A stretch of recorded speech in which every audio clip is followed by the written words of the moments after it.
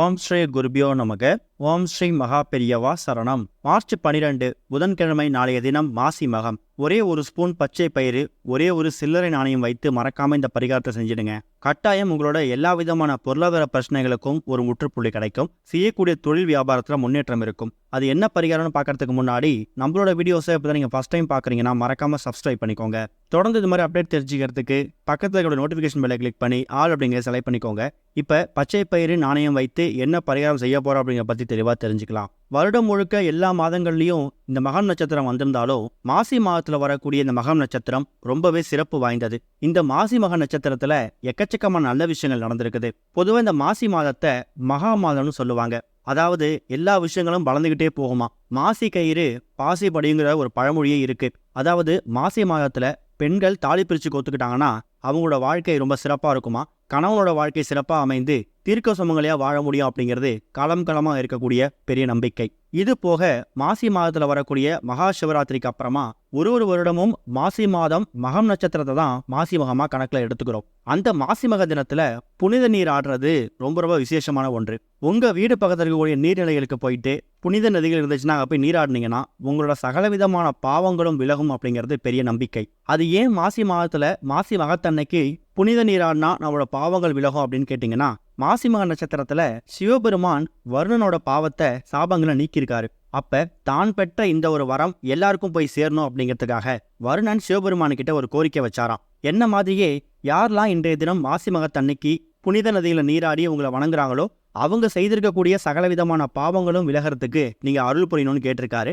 அதுக்கு சிவபெருமானும் அப்படியே ஆகட்டும் அப்படிங்கிற மாதிரி அந்த வரத்தையும் கொடுத்திருக்காராம். அந்த ஒரு காரணத்தால தான் மாசி மக நட்சத்திரத்தன்னைக்கு வர்ணனோட சாபம் எப்படி நீங்க பெற்றுச்சோ அதே மாதிரி நாம செய்திருக்கக்கூடிய சகலவிதமான பாவங்கள் சாபங்களுக்கு நிவர்த்தி கொடுக்கக்கூடிய அற்புதமான ஒரு தினம் இந்த ஒரு மாசி மகம். அதனாலதான் நீர்நிலைகளுக்கு போயிட்டு நம்ம நீராடுறோம். இத நீராடுதல் இல்லைன்னா கடல் ஆடுதல் அப்படின்னு சொல்லுவாங்க.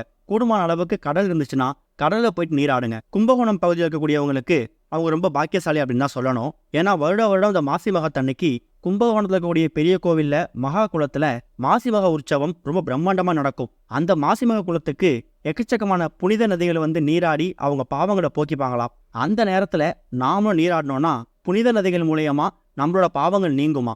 அதாவது நவ நதிகள் 9 நதிகள் அந்த மாசி மகா குளத்துல கலந்து அவங்க பாவத்தை போக்கக்கூடிய அந்த நேரத்துல நாமும் நீராடும் போது நம்மளோட சகலவிதமான பாவங்களும் நீங்கும். மாசி மகம் நட்சத்திரம் புதன்கிழமை அதிகாலை 3:52 பிறக்குது. அது வியாழக்கிழமை அதிகாலை 5:09 வரைக்கும் இருக்கு. மார்ச் 12 புதன்கிழமை நீங்க தூங்கி எழுந்து கண் விழித்ததுமே மாசி மகம் தான் உங்களுக்கு வரும். அந்த அளவுக்கு மாசி மக நட்சத்திரத்துக்கான வேலையை நீங்க காலையிலேயே ஆரம்பிச்சிடலாம். புனித நதிகளை நீராடுறது, வழிபாடு செய்யறது. சரி, எந்த கடவுளை வழிபாடு செய்யணும்? சிவபெருமான கட்டாயம் வணங்கணும். பார்வதி தேவி அதாவது உமாதேவியை கண்டிப்பா வணங்கணும். விநாயகர் நாளைய தினம் புதன்கிழமை விநாயகரை மனசார வேண்டிக்கோங்க.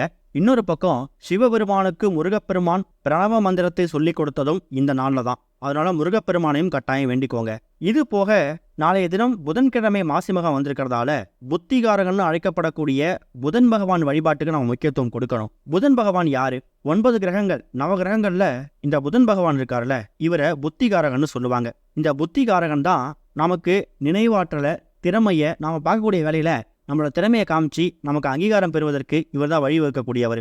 உதாரணத்துக்கு நீங்க ஒரு தொழில் பண்றீங்க, வேலை பண்றீங்க, இல்ல பிசினஸ் பண்றீங்க அப்படின்னா அதுல உங்களோட போட்டியாளர் இருக்காங்கல்ல, அவங்கள மாதிரியே நீங்களும் உங்க தொழில முன்னேறணும். அவங்க அளவுக்கு போட்டி போட்டு உங்க வியாபாரம் நடக்கணும். இன்னொரு பக்கம் செய்யக்கூடிய தொழில் வியாபாரம் மந்தமா இருக்கு, அதுல திறமையா முன்னேற முடியல, வியாபார யுக்தியை கண்டுபிடிக்க முடியல அப்படிங்கிறவங்களுக்குலாம் இந்த புத்திகாரகன் இருக்காருல்ல, அவரை வழிபட்ட மூலியமா உங்களோட தொழில் வியாபாரத்துல முன்னேற்றம் கிடைக்கும். அதே மாதிரி ஆபீஸ்ல வேலை பார்க்குறீங்க, ஒரு கம்பெனில வேலை பார்க்குறீங்க, பார்க்குற வேலையை திரும்ப பார்க்குற மாதிரி இருக்கு, ஒரு முன்னேற்றம் இல்லை, உத்தியோக உயர்வு ஊதிய உயர்வு இல்லை அப்படிங்கிறவங்களுக்கு புதன் பகவானை தொடர்ந்து வணங்கிட்டே வர்றது மூலியமாகவும் அது மூலியமா உங்களோட திறம்பட வேலையை காமிக்கிறது மூலியமாகவும் பார்க்கக்கூடிய வேலையில உத்தியோக உயர்வு ஊதிய உயர்வு கிடைக்கும். மேலதிகாரிகிட்ட நல்ல பெயர் வாங்கி ஒரு அங்கீகாரம் கிடைக்கும். இதுதான் புதன் பகவானை வணங்குறதுக்கான முக்கியமான நோக்கமே. திறமை, அறிவு, ஆற்றலை வாரி வழங்கக்கூடியவர். குழந்தைங்களோட கல்விக்காகவும் தாராளமா இந்த புதன் பகவானை வணங்கலாம். இப்படி எல்லா விஷயங்களுக்கும் ஒரு சேர இருக்கக்கூடிய இந்த புதன் பகவானுக்கு உரிய தானியம் என்ன தெரியுமா? பச்சை பயிறு. நம்மளோட பதிவுகளை தொடர்ச்சியா பார்க்கறவங்களுக்கு தெரியும், புதன் பகவானுக்கு உரிய நிறம் பச்சை, உரிய தானியம் பச்சை பயிறு. அப்பேற்பட்ட பச்சை பயிரை சின்னதா ஒரு கிண்ணத்துல எடுத்து வச்சுக்கோங்க. இப்போ நீங்கள் வீடியோவில் பார்க்குற மாதிரி ஒரு ஸ்பூன் இருந்தால் கூட போதும். அது மேலே ஒரே ஒரு சில்லறை நாணயம் ஒன்று வைக்க போறீங்க. சில்லறை நாணயம் எவ்வளோ இருந்தாலும் பரவாயில்ல, கூடுமான அளவுக்கு ஒரு 10 ரூபாய் நாணயம் இருந்தால் கூடுதல் சிறப்பு. ஒருவேளை 10 ரூபாய் நாணயம் இல்லாத பட்சத்தில் உங்ககிட்ட என்ன சில்லறை நாணயம் இருக்கோ அதை பயன்படுத்திக்கலாம். சரி, இந்த பரிகாரத்தை எத்தனை மணிக்கு செய்யலாம்? புதன்கிழமை 12:01 ராகு காலம், காலைல 7:09 யமகண்டம். இந்த 2 நேரத்தை தவிர மற்ற நேரங்களில் தாராளமாக செய்யலாம். ஆஃபீஸ்க்கு போகிறவங்களா இருந்தாலும் சரி, இல்லை வீட்டில் இருக்கக்கூடியவங்களா இருந்தாலும் சரி, மாலை ஒரு 6-7 மணிக்கு மேலே வீட்டோட பூஜையில் விளக்கேற்றி வச்சுட்டு சிவன், பார்வதி, விநாயகர், முருகன் இவங்க 4 பேரையும் கட்டாயம் வணங்கணும். பெருமாளையும் வணங்கணும். இப்படி எல்லா தெய்வங்களையும் வணங்கும் போது விளக்கேற்றி வச்சுடுங்க.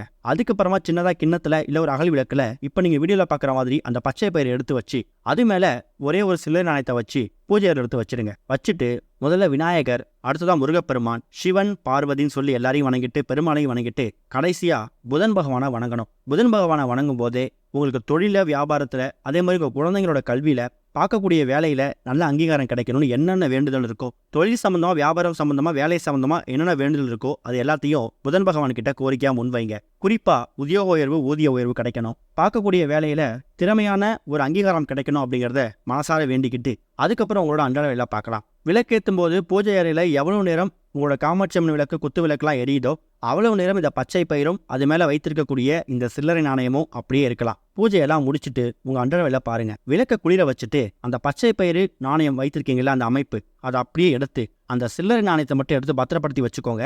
கூடுமான அளவுக்கு இந்த சில்லறை நாணயத்தை செலவு பண்ண மாதிரி பார்த்துக்கணும். பீரோல வைக்கணும், லாக்கர்ல வைக்கணும் அப்படிலாம் கட்டாயம் கிடையாது. நீங்க கையில கூட வச்சுக்கலாம். நீங்க தினமும் பயன்படுத்தக்கூடிய ஷர்ட், பேண்ட், மணி பர்ஸோட போட்டுக்கலாம். ஆனால் கூடுமான அளவுக்கு அதை செலவு பண்ண மாதிரி பார்த்துக்கணும். இந்த நாணயம் இருக்கக்கூடிய இடத்துல தொழில், வியாபாரத்தில் நல்ல முன்னேற்றம் ஏற்படும். இந்த நாணயத்தை நீங்கள் பாக்கெட்டில் வச்சுக்கிறது மூலயமா பார்க்கக்கூடிய வேலையில் திறம்பட செயல்பட முடியும். அந்த பச்சை பயிரை தண்ணியில் விட்டாலும் சரி, இல்லை காக்கை குருவிகளுக்கு தானமாக போட்டாலும் சரி, அது உங்கள் விருப்பம் தான். குறைந்தது ஒரு அரை மணி நேரத்துலேருந்து 1 மணி நேரமாவது இந்த பச்சை பயிரும் நாணயமும் பூஜையில் இருக்க மாதிரி பார்த்துக்கோங்க. புதன் பகவானை வணங்கும் போது புதன் பகவானுக்குரிய காயத்ரி மந்திரம் யூடியூப்ல இருக்கு, கூகுளில் இருக்கு.